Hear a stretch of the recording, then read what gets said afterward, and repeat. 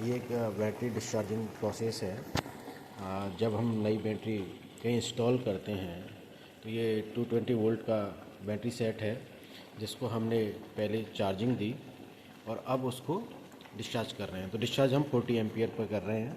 तो डिस्चार्ज करने के लिए जो अपन अरेंजमेंट करते हैं वो 2 वायर हैं जो बैटरी चार्जर पे लोड होता है वहाँ कनेक्ट कर दिए हैं। और ये हमने वाटर को थोड़ा एसिडिक बना लिया है, थोड़ा नमक डाल दिया इसमें। तो देखिए इस तरह से दो एनोड और कैथोड इस तरह से अपन अरेंजमेंट बना लेंगे। इस एक रॉड को अपन ने एनोड लिया है और दूसरे को अपन ने कैथोड ले लिया है। अब इनमें से क्या करना है, आपको एक रॉड को यहीं फिक्स, बिल्कुल पानी में बिल्कुल फिक्स कर दो। और जो सेकंड रॉड होती है, जैसे ये अपन ने बना रखी है, तो ये हम बैटरी चार्जर में करंट चेक कर रहे हैं और इसके मूवमेंट से करंट वेरी करेगा। तो अपने को 40 एम्पियर पर फिक्स रखना है। तो इस वाली रॉड को अपन ऊपर नीचे कर सकते हैं। तो उसी हिसाब से जैसे ही करंट वेरी करे, तो अभी हम 40 एम्पियर पे इस तरह से हमने सेट कर रखा है। ये 40 एम्पियर पे सेट, इस तरह से पानी उबाल लेने लगेगा। आप सभी जानते हैं कि I² RH जो है हीट डिसिपेशन होता है। तो हीट डिसिपेशन यहाँ से हीट निकल रही है और इसीलिए पानी उबल रहा है। और ये बस सिंपल सा अरेंजमेंट है। एक 2 वायर लो, 2 वायर्स के साथ में एनोड कैथोड बना लो, है ना, और इसमें डाल दो। हाँ, एक चीज़ का ये ध्यान रखना है कि अपन जो भी पात्र ले रहे हैं, जैसे ये लिया है, तो इन दोनों को अपने को टच नहीं करना और दोनों को थोड़ा दूर दूर रखना है सेम वाटर में। हाँ, मतलब किसी भी तरीके से नीचे वाटर में टच नहीं होनी चाहिए आपस में। तो डिस्टेंस रखनी है, उस डिस्टेंस के अकॉर्डिंग हमें इसको डाल देना है। बस ये बहुत ही सिंपल सा प्रोसेस है। चलो आपको बैटरी दिखाते। यहाँ पे ये करंट होता है, अभी देखिए 50 एंड देन ये 40 पर अभी डिस्चार्जिंग करंट है। डिस्चार्जिंग मतलब 0 से अगर नीचे की तरफ आए तो डिस्चार्जिंग है और ऊपर की तरफ जाए तो चार्जिंग है। मतलब this is positive and this is negative. मतलब जो स्टोर्ड एनर्जी है उसको हम खर्च कर रहे हैं और अगर इस तरफ जाए तो एनर्जी स्टोर कर रहे हैं। तो चार्ज ऑब्लिक डिस्चार्ज, ये अपना एक कंसेप्ट है। तो यहाँ पे अपने को देखना है और उसके अकॉर्डिंग अपने को सेट करना है। तो जैसे ही अपन रॉड का मूवमेंट करेंगे तो ये अपना कम ज़्यादा होगा। जैसे हम ऊपर नीचे कर रहे हैं तो आप देख सकते हैं, देखिए उधर।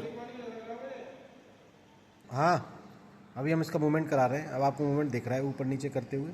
हाँ, एक बार और, थोड़ा थोड़ा थोड़ा ज़्यादा हो रहा है, कम करो, ऊपर उठाओ ऊपर। हाँ, और बस बस, थोड़ा थोड़ा और बढ़ाओ और कम करो, बस। ये देखिए हमने बिल्कुल 40 एम्पियर पर इसको रीसेट कर दिया है निडल को। मैं इधर से देखेंगे दूर से, और ये उधर अपन ने मूवमेंट किया था, उधर ये अभी गए थे, रॉड को ऊपर नीचे किया और उससे मूवमेंट करके ये आया था।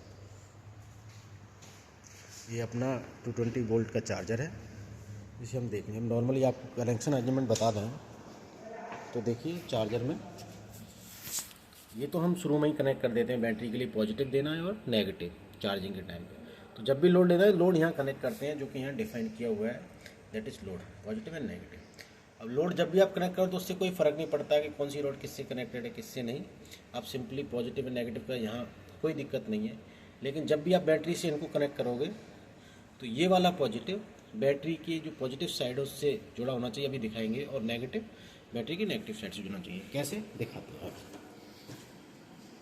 ये अपनी बैटरीज हैं, पूरा का पूरा बैटरी सेट है 220 वोल्ट 400 एम्पियर आवर का। अब जो पॉजिटिव था हमारा, ये देखिए आपका यहाँ इंडिकेट है पॉजिटिव, और ये नेगेटिव।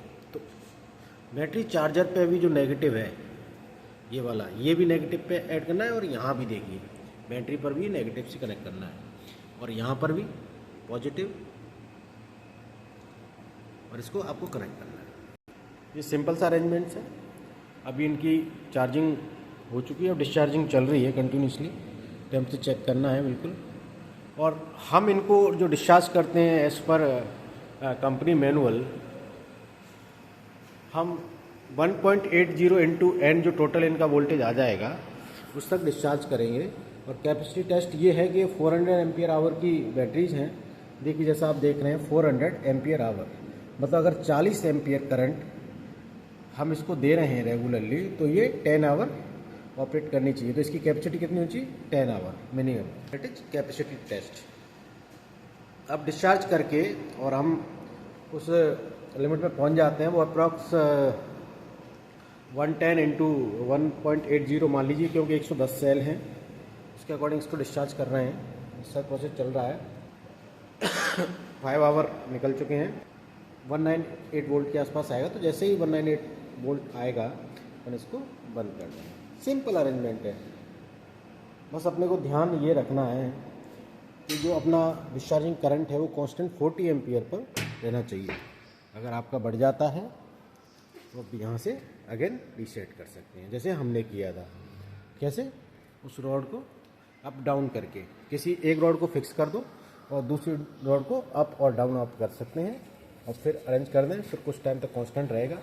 इस तरीके से पानी उबाल लेगा। अगर आपने इस तरह से ड्रम अरेंजमेंट किया और आपका करंट नहीं आ रहा है जितनी आपको रिक्वायर्ड रेट है, जैसे हमें अभी 40 एम्पियर पे डिस्चार्ज करना है, 40 एम्पियर नहीं आ रहा है और इससे कम आ रहा है, तो आप इसमें एसिड नमक डाल सकते हैं। एसिड ना डालें, हो सकता है कि एसिड की वजह से आप लोहे का पात्र ले रहे हैं तो उसमें कोई छेद वगैरह हो जाए रिएक्शन की वजह से, इसीलिए आप नमक डालें थोड़ा थोड़ा।